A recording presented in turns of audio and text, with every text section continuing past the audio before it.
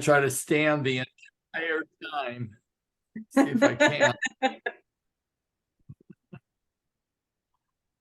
I like standing, but I'm so much sitting it all the rest of the day.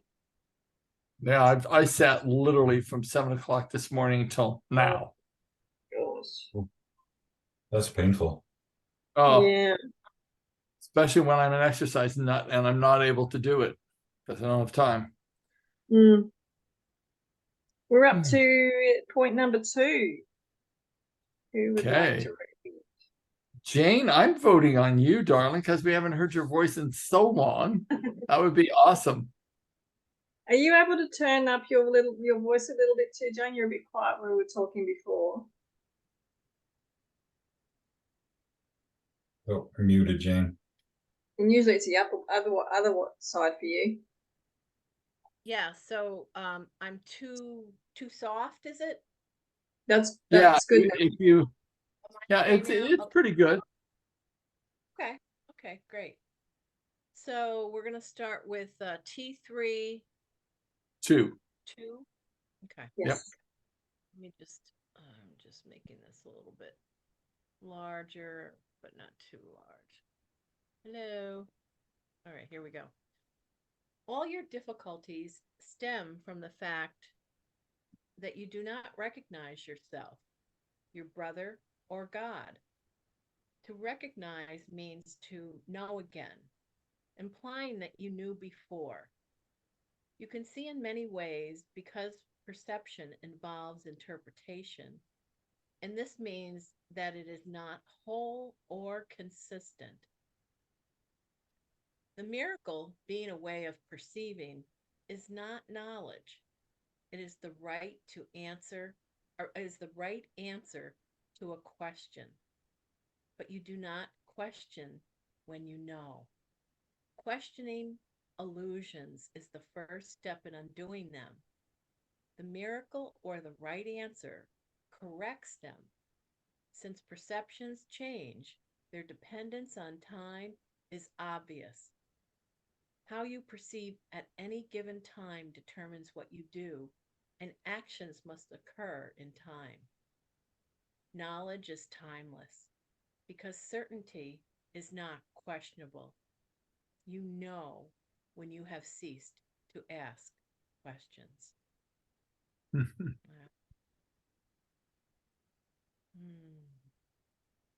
I love that. Yeah. It's outstanding.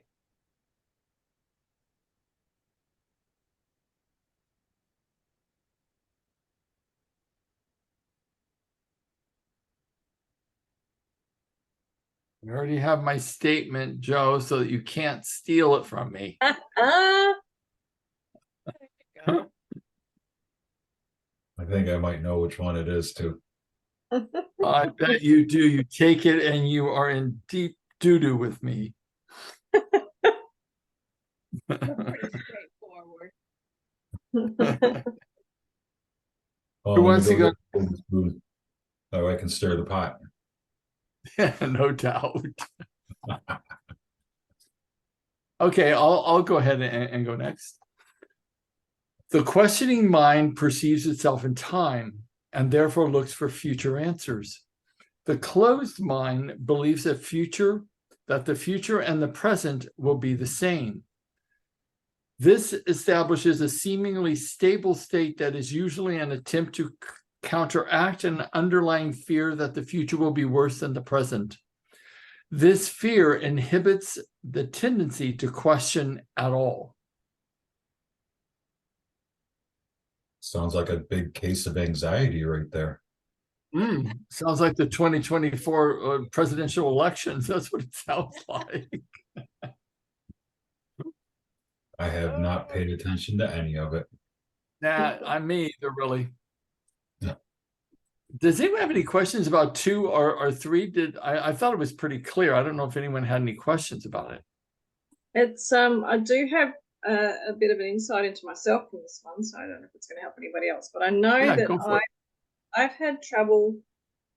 I haven't had trouble, but I haven't even thought to ask a lot of questions. I take things on face value and don't dig into things very much. That's changing, but sometimes, in accordance with the number 2 statement, sometimes I just know things and I feel that it's just, oh, of course, it's a remembering of something. And with the paragraph 3 there, fear inhibits the tendency to question at all. I think in the past I've had that fear and haven't questioned anything. So that's why taking things at face value rather than being curious has been Yes. state of play. Awesome.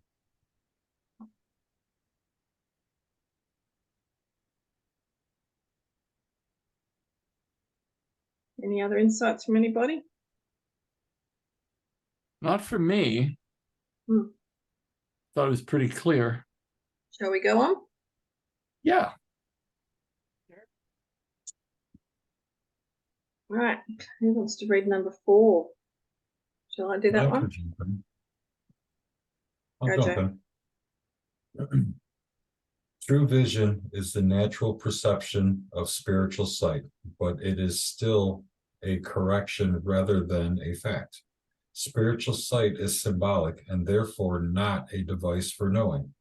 It is, however, a means of right perception, which brings it into the proper domain of the miracle. A vision of God would be a miracle rather than a revelation.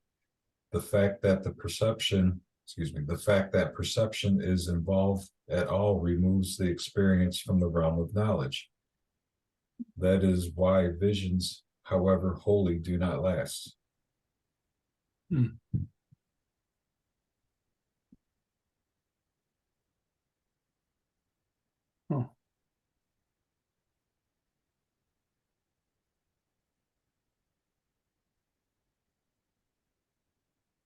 It's all very temporary, isn't it?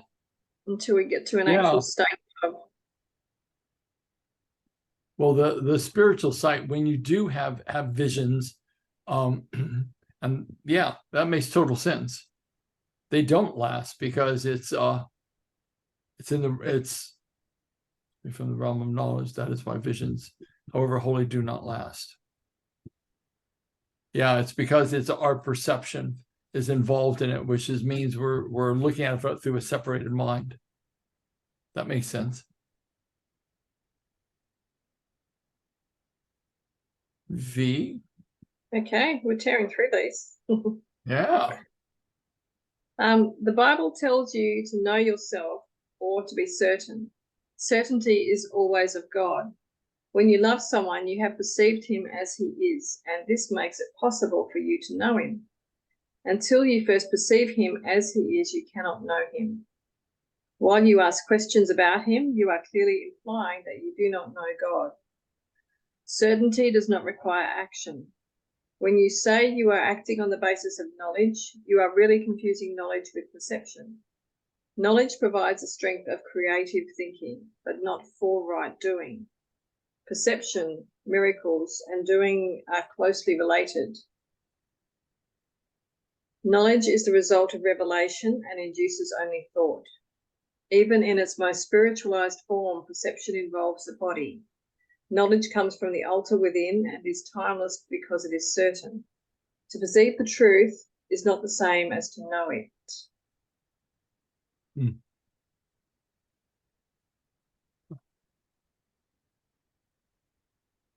So that's really talking about the difference between perception and knowledge. That knowledge is more of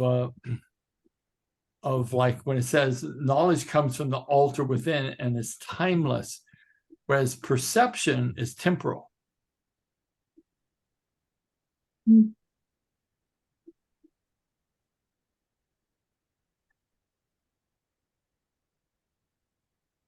Oh.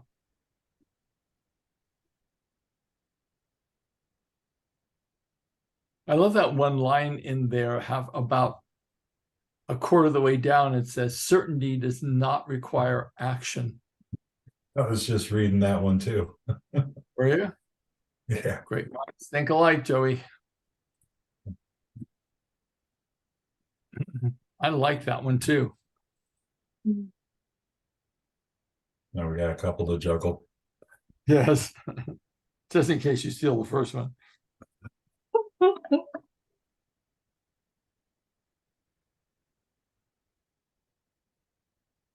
Does anyone have any questions about number 5?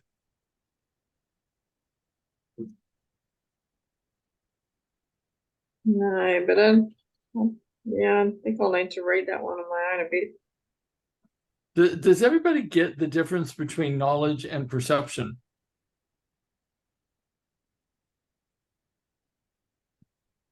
Well, knowledge seems to be permanent. Perception can change. And I guess perception, the more we evolve, the more our perception changes. But do we ever reach knowledge then? I think we do. I think knowledge is just a knowingness of your oneness with God. Yeah, for me, these past 2 paragraphs have really been like, don't trust the vision, don't trust what you see, trust what you feel, trust that inner knowing. Follow the inner knowing more than the visual response. Yep. That's helpful. Thank you.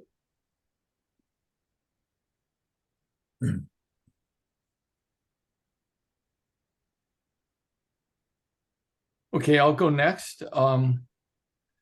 The right perception is necessary before God can communicate directly to his altars, which he established in his sons. There he can communicate his certainty, and his knowledge will bring peace without question. God is not a stranger to his sons, and his sons are not strangers to each other. Knowledge preceded both perception and time and will ultimately replace them. That is the real meaning of Alpha and Omega, the beginning and the end. Before Abraham was I am. Perception can and must be stabilized, but knowledge is stable. Fear God and keep his commandments becomes know God and accept his certainty.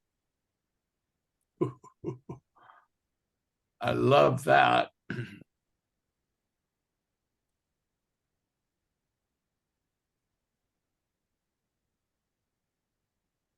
Where are we now? Oh, I just went back. So yeah, you went backwards. Yeah. Go for one we page. Want to go through that. Yeah. Do we want to? Do we want to talk about number 6? Yeah. Should we move on? No, all right. I was just going to start. Sorry. There we go. I know that's okay. I just think number 6 is really important because right perception is going to mean looking through the eyes of the Holy Spirit in the atonement, and it is absolutely necessary before God can communicate directly. I loved this, directly to his altars established in his sons. So what do you think? I've never heard that term before, that altars are installed in each one of us. Have we come across that before? I don't think so. I didn't think so either. There he can communicate his certainty, and his knowledge will bring peace without question. God is not a stranger to his sons, and his sons are not strangers to each other. That really speaks to, if you're one with God, then every single iteration of life is really a brother. It's really an extension of the divine in different forms, which I think is the true essence of church. Huh. Did anyone get this, like the Alpha and the Omega, the beginning and the end, and then before Abraham was I am? Does anyone know the history of Abraham? Like, he seems to be like the original Christ-like form in Christianity. And that's in Islam as well. I mean, Abraham was a big deal in Islam. Does anyone know much about Abraham or the story of Abraham? I don't know anything about him. Okay.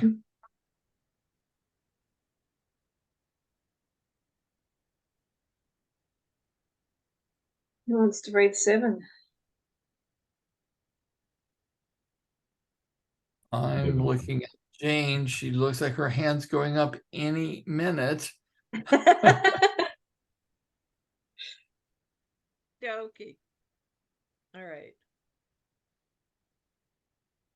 If you attack error in another, you will hurt yourself. You cannot know your brother when you attack him. Attack is always made upon a stranger. You are making him a stranger by misperceiving him, and so you cannot know him. It is because you have made him a stranger that you are afraid of him. Perceive him correctly so that you can know him. There are no strangers in God's creation. To create as he created, you can create only what you know, and therefore accept as yours. God knows his children with perfect certainty. He created them by knowing them. He recognizes them perfectly. When they do not recognize each other, they do not recognize him. Wow. Wow. Nice stuff. So I thought it's interesting, the wording. He created them by knowing them. So the knowing came before the creation.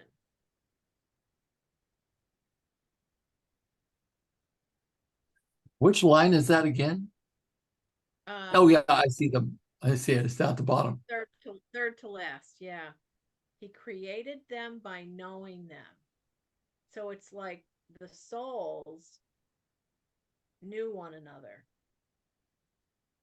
And now it's to me it just feels like it plays out like a movie trailer. So I know you and I love you, and now I want to create you. Is what it feels like to me. Yeah, that doesn't make logical sense to me.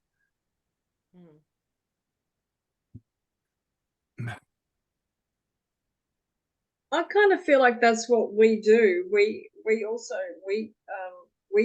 everything that has been created has been a thought first. So we have to know, we have to visualize it. So we have to know it before we can create it. Oh no, that makes more sense. So then it first has to be a thought, a perception, or a conception, and then that thought manifests as form. Is that what you're saying, V? Yes, yes. Oh, I took it. Soulful relationship. It's spirit to spirit. Yeah. And that is knowing. That is true knowing, and that is true brotherhood. And then, let the creations begin.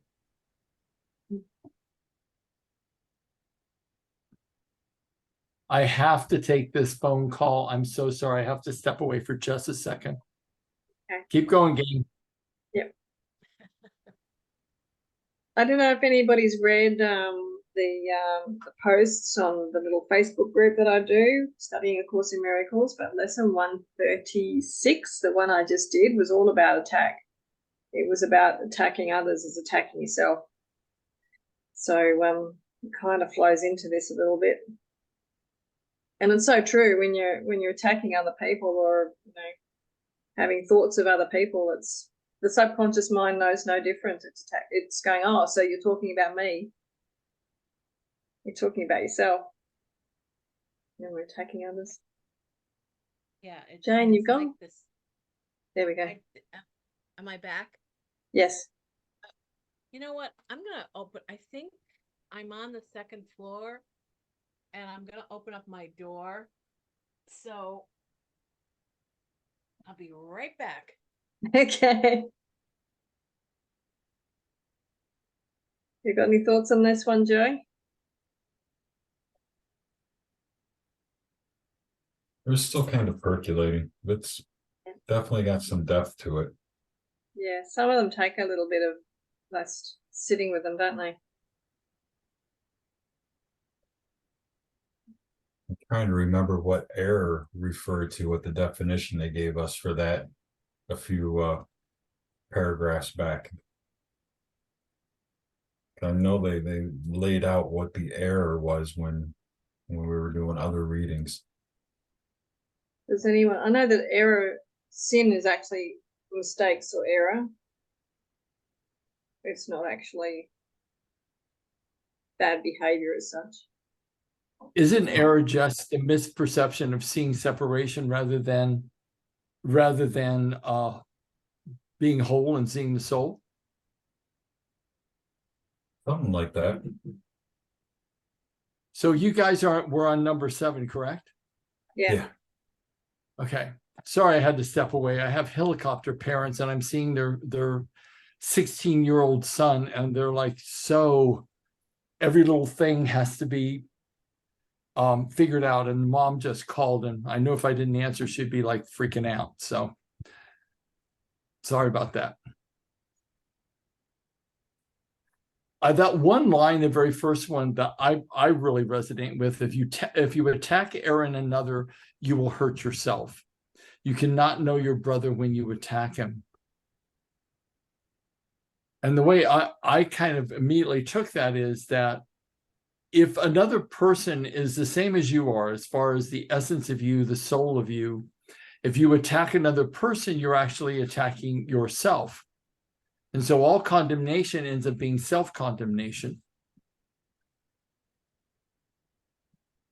Then it says, you are making him a stranger by misperceiving him, so you cannot know him. It is because you've made him a stranger that you are afraid of him. So it's almost like judgment produces fear of attack. Hmm. Huh.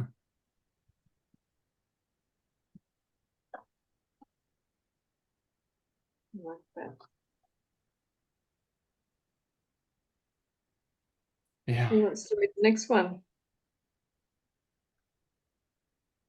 I'll do it. The abilities you now possess are only shadows of your real strength. All of your present functions are divided and open to question and doubt. This is because you are not certain how you will use them and are therefore incapable of knowledge. You are also incapable of knowledge because you can still perceive lovelessness. Perception did not exist until the separation introduced degrees, aspects, and intervals. Spirit has no levels, and all conflict arises from the concept of levels. Only the levels of the Trinity are capable of unity. The levels created by the separation cannot but conflict. This is because they are meaningless to each other.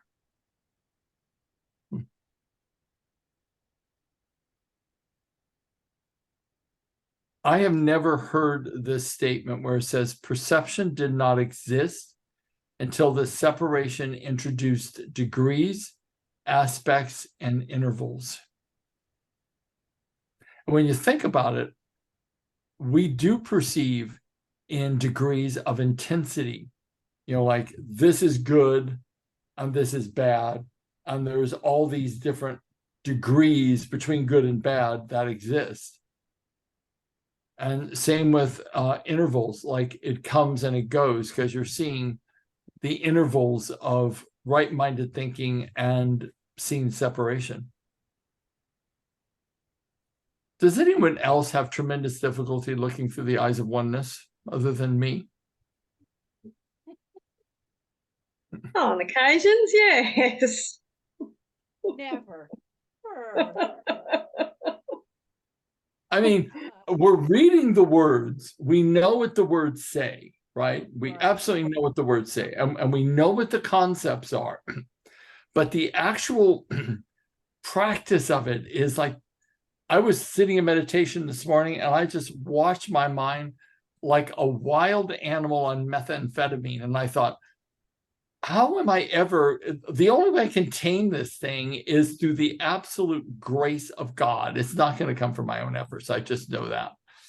And I'm thinking, when we're out and about living our lives, the mind works so fast. It's like running 100 miles an hour. And it's very curious to see consistently through the eyes of this state of everything is exactly like I am. What the essence of me is the animating principle in all other things. So there is no division between any of us. You know, all condemnation is self-condemnation. I mean, I know this, but to practice it without going to sleep in the hypnosis of the world is a whole nother kettle of fish. I think Tell I'm a me, lot better than I used to be. Yeah, I'm definitely better. Yeah. And I think that's probably the entire objective, is that these meetings we hold reminds us, gets us again centered to practice. But man, can you go to sleep fast? Yeah. And I think I've got better at recognizing it. And sometimes I can actually stop myself. But it's a lot quicker to get to, hold on, no, this is the wrong path to be going down. Yeah. But again, I think this is about what they're talking about with degrees. So yes, I'm better, but it's still a matter of degrees. So that's perception. It's not knowledge at this stage. Yeah, absolutely. Okay. V, you want to hit the next one? One more sentence in there stands out for me though. Oh yes. What is it? A little bit past that, Gary, it reads, only the levels of the Trinity are capable of unity. And it's weird because I have levels capitalized in the book. I don't know if it is on the screen, but wondering what and all that would mean, and why would that be capitalized? That would be the Son, the Father, and the Holy Spirit. So because it's speaking of the higher realms, it's capitalized. That would make sense. That would make sense. Good pick up. Joe, do you want to read that one, or shall I? I can jump in. Consciousness, the level of perception, was the first split introduced into the mind after the separation, making the mind a perceiver rather than a creator. Consciousness is correctly identified as the domain of the ego. The ego is a wrong-minded attempt to perceive yourself as you wish to be rather than as you are. Yet you can know yourself only as you are, because that is all you can be sure of. Everything else is open to question.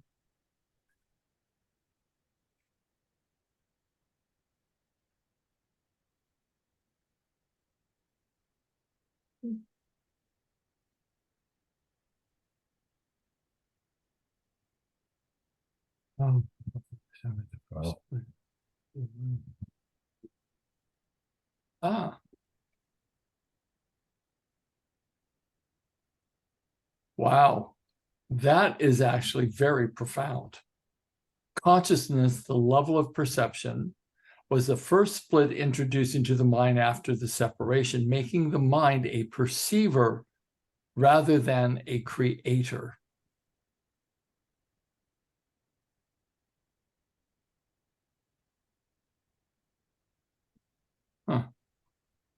Gary, I brought this point up before, so because it's always talking about the mind, but we have 3 brains, and for me, the mind, it's not the embodiment of who we are, but this book has been talking about the mind, but now it's saying making the mind a perceiver rather than creator. So where are we creating from? Well, obviously, for most of us, we're creating from a perception of separation, and hence all of the fear factors involved. So that's why I thought this line was really powerful. That after the separation, making the mind a perceiver rather than a creator, meaning that things are happening to us rather than happening from us. So it sets us completely apart from what our natural state is.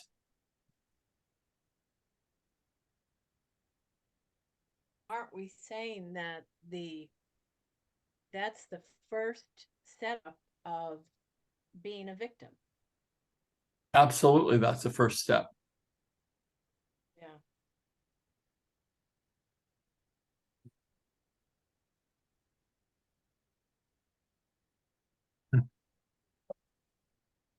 I'm going to sit down, gang. My legs are going to sleep. Is that called damned if you do, damned if you don't? Pretty much. Come on, Yeah. Tanner. Now I'll be looking up at the camera. Oh, I like that. I'm completely gone. I suddenly became one. All that is. Trinity? Okay. I'm not sure about this paragraph. Yeah.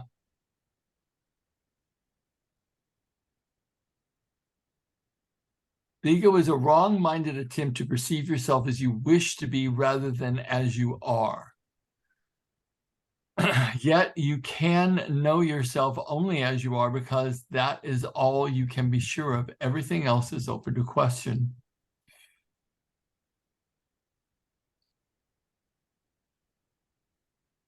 So there's no knowingness in this paragraph.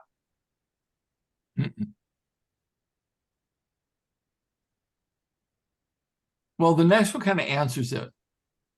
It says the ego is the questioning aspect of the post-separation self, which was made rather than created, which that does not make sense to me.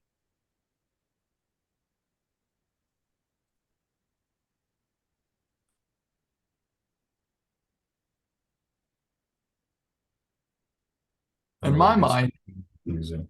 go ahead, Joe. I'm just reading further into the next paragraph, and it's like it only gets a little more confusing. Shall we go down that rabbit hole then? Shall I read that one? Yes. Yes, Okay. absolutely. The ego is the questioning aspect of the post-separation self, which was made rather than created. It is capable of asking questions but not of perceiving meaningful answers, because these would involve knowledge and cannot be perceived. The mind is therefore confused, because only one-mindedness can be without confusion. A separated or divided mind must be confused. It is necessarily uncertain about what it is. It has to be in conflict because it is out of accord with itself. This makes its aspects strangers to each other, and this is the essence of the fear-prone condition, in which attack is always possible. You have every reason to feel afraid as you perceive yourself. This is why you cannot escape from fear until you realize that you did not and could not create yourself. You can never make your misperceptions true, and your creation is beyond your own error. That is why you must eventually choose to heal the separation.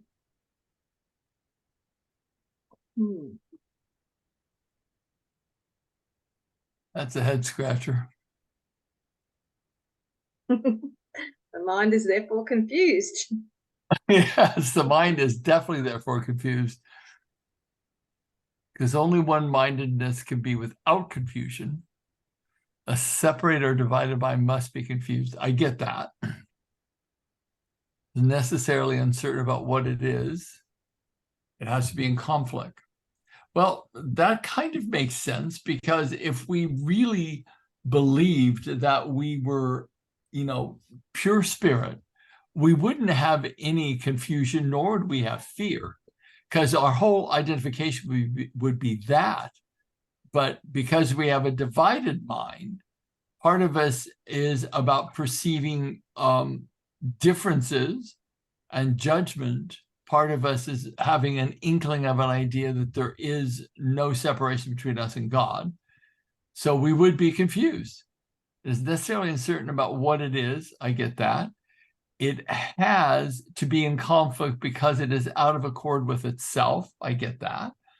This makes its aspects strangers to each other.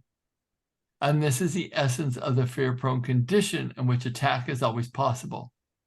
So if we have a fear-based mind and we have a separated mind and we're judging, when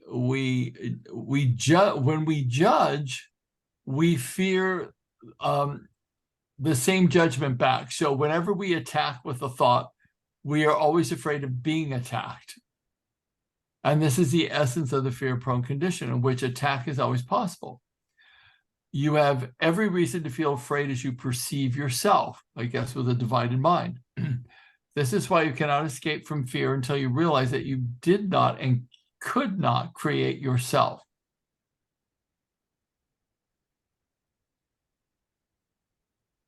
Okay. What's that really mean? The last line, Jane? Yeah, this is why you cannot escape from fear. I think until you realize you did not and could not create yourself. Because if we believe that we created ourselves and we have fear and we're looking out of a divided mind, then we are, we create a broken model. If we really believe that we created us to be us, we would have to look at it and go, oh, I kind of screwed up. But we didn't create ourselves.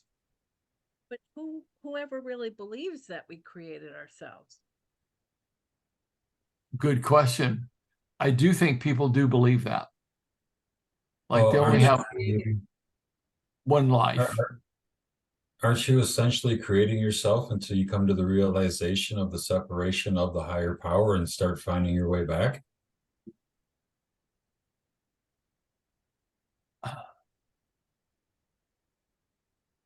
Actually, I think I'd kind of say yes to that, Joe, from the perspective that, we create ourselves by the meaning we ascribe to our external circumstances every day. We recreate ourselves in the next highest or lowest thoughts about ourselves. So, yeah. But ultimately, at the end of the day, we're not separate. And it's finding or accepting that when that unity comes back or starts to come back. I think that's the only thing that ever gives us peace, to tell you the truth, is that when we sit and we contemplate the oneness of which we belong to, that's the only time I ever feel peace. And that's where it says, that is why you must eventually choose to heal the separation.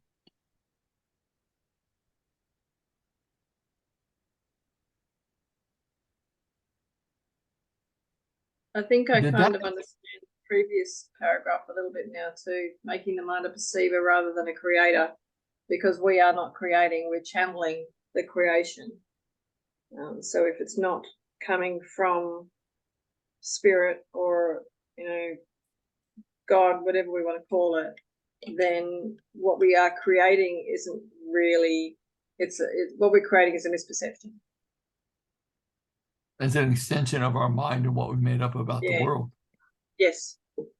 It's basically putting our judgments on what we see.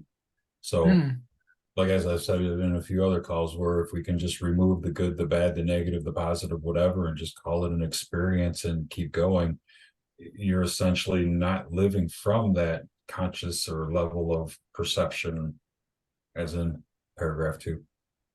Yeah.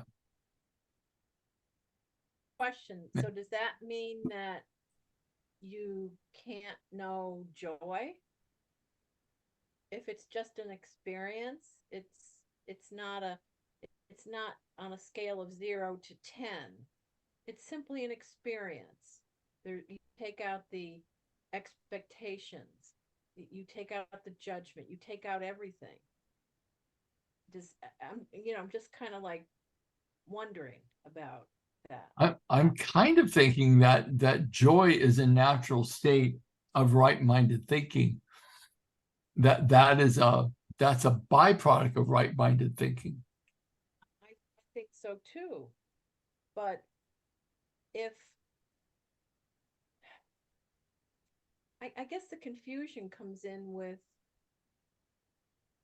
the joy and the elation and the happiness and how, especially as Americans, we're so good at chasing happiness, right? The next fix or that type of thing. So there's such overlapping of when is it right-mindedness? When is it not self-serving? When is it being part of the Trinity, in the name of the Trinity? So it just kind of swirls for me. Well, the only thing I can relate it to is when I've gone out on Vision Quest before, and all I'm doing is just praying and contemplating my navel, that there's a certain level of oneness you achieve through the perception of that everything around you there's the same light and sound that's animating all things. And that is what we truly are. And who we truly are is all around us, a reflection of all around us. Every single living thing is the same animating principle that's animating my body. So there is literally no division. If I sat long enough, I could imagine looking out of the eyes of a tree, or looking at the eyes of a squirrel or a deer, or another human being, but there is no differentiation ultimately between any of us. That, I think, brings a certain level of not fear, sort of courage and a sense of joy. Yeah, I've only been able to do that just a few times, but it's possible. Like so in other words, it's a constant state of joy, or it can be, or we're capable of it. It's just a matter of degrees. Well, how much time, how long can you stay in that blessed state, that holy state? Yeah.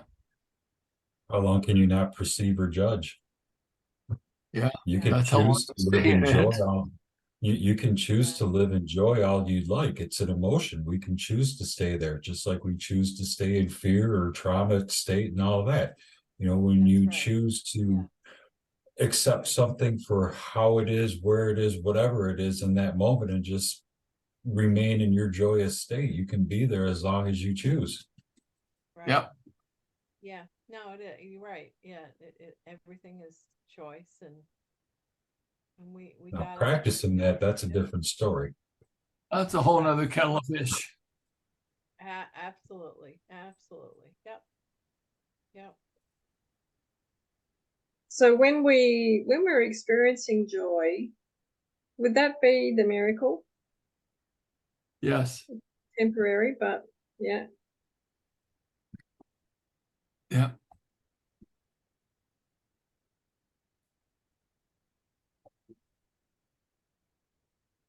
So who wants to read number 4?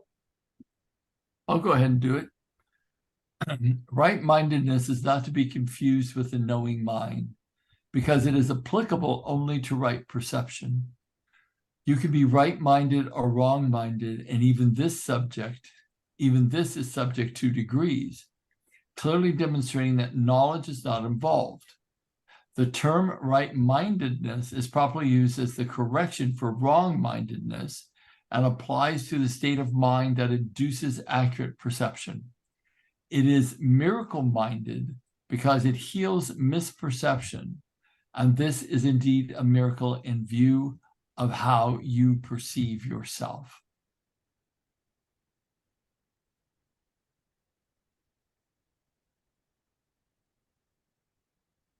That makes total sense. Does that make sense to everybody else? I'm skimming through it again. Because right and wrong mindedness is still seeing duality.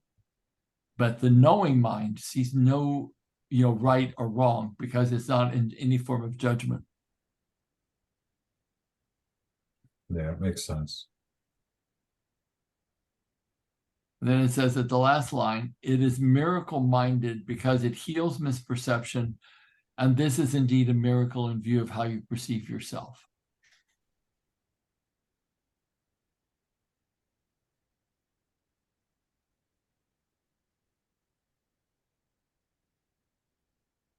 So we move on. Yep. Got time for one more. One more. Yep. Who wants to read this one? Jane looks like a worthy subject. We've lost your voice again. Really? You lost it? It's got There it is. I think you just have to get a little bit closer to that. Am I Yeah, back? you got Okay, it now. good. Perception always involves some misuse of mind because it brings the mind into areas of uncertainty. The mind is very active. When it chooses to be separated, it chooses to perceive. Until then, it wills only to know. Afterwards, it can only choose ambiguously. And the only way out of ambiguity is clear perception. The mind returns to its proper function only when it wills to know. This places it in the service of spirit, where perception is changed. The mind chooses to divide itself when it chooses to make its own levels. Ooh. But it could not entirely separate itself from spirit, because it is from spirit that it derives its whole power to make or create. Even in miscreation, the mind is affirming its source, or it would merely cease to be. This is impossible because the mind belongs to spirit, which God created and which is therefore eternal.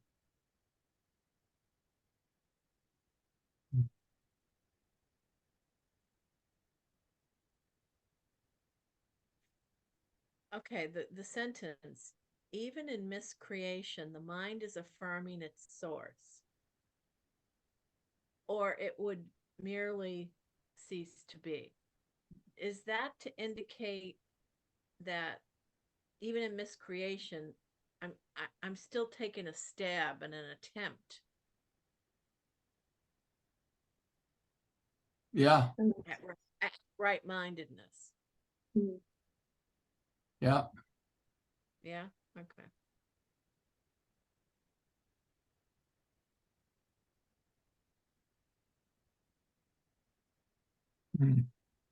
There's something in here that I don't think we're getting as clearly as it needs to be gotten.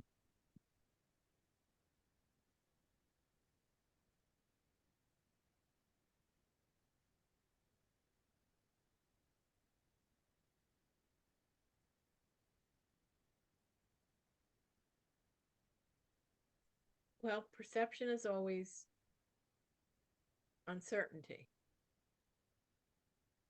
So our mind is in,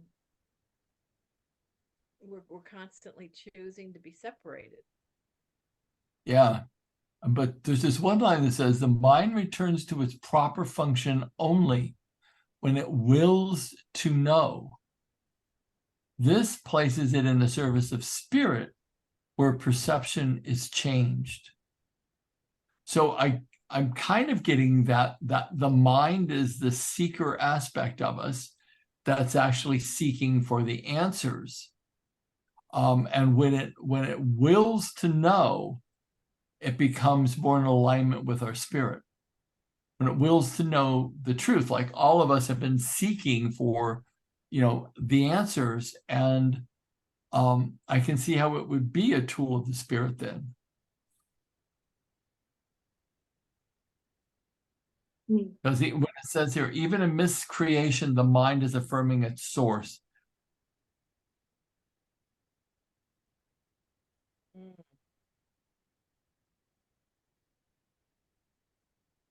Then the last line is, this is impossible because the mind belongs to spirit, which God created, and which is therefore eternal. So it kind of feels like this is exactly where we all are, in that state of seeking God, seeking the spirit, falling off the wagon, judging, condemning, doing whatever else we do. But when we return our mind back, it's like we get that peace again. But it's this constant ebb and flow of the focus of our minds. So our minds are in service of our soul, but it's those degrees of separation that are the intervals that make it painful. Right. We're really good at causing our own pain. Yes, we are. Do you guys get the same thing? Yes, no, maybe. I'm getting a tiny part of these. That makes it makes a lot more sense, and I like what you said. The mind is the seeker in us, and Yeah, it takes a lot of training to. Surely there are some people who can just do it, who can just. I'm sure there are. I'm sure there are, and I'm not one of them. Like Gandhi, maybe. You just know these things. Yeah, they just know it, and it's a realization. It's an ism for them, it just is. I'm reading another David R. Hawkins book at the moment, The Map of Consciousness, and it's a nice flow on from Power versus Force. Oh, nice. And it's actually mentioning, the effects of Gandhi because of the level that he was at, level of consciousness versus the British Empire, and how it doesn't take everyone to be at Gandhi's level to make a huge difference. Like, Gandhi beat the British Empire, and it was just one of, he was the only one at that level of consciousness. Yeah. Yeah. He was. Okay, now here's a big question. What is your statement or word for tonight?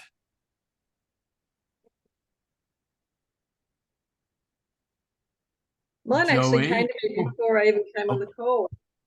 Oh, what is it?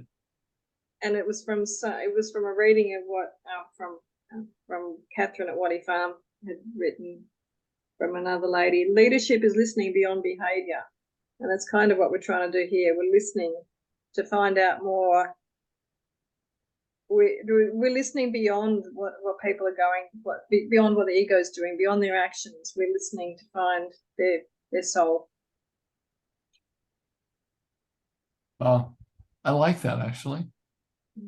So listening beyond what the ego does, perceives, and is, right? Well, I think the line was listening beyond behaviors, isn't it? Leadership is listening beyond behavior. I love that. The quote is from a lady called Anna Blake.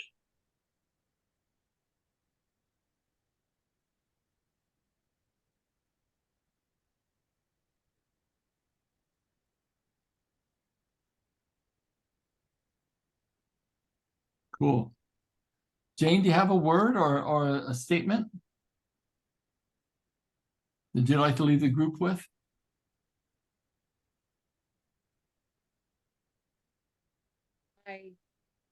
My goal is to serve my spirit. Thank you. Joey, you little devil, what's yours? Hope I didn't grab yours. I got 3 in front of me, but I like 2 of them. Okay. To perceive the truth is not the same as to know it. Where you escape by the skin of your teeth. Here's mine. Knowledge is timeless because certainty is not questionable. Nice. That's my fave for tonight. Again, Gary. Love it. Well, All great. right. I'm gonna have to go because I have to get to a session. So I'm just gonna go ahead and leave. Thank you so much for coming. It's great to see everyone. You guys can hang out and party down, but I've got to get to a Okay, session. David. So talk to you later. Bye, Bye. Gary. Thanks, Gary. Thanks, everybody. Hope we can see you all next week. Yep. Bye.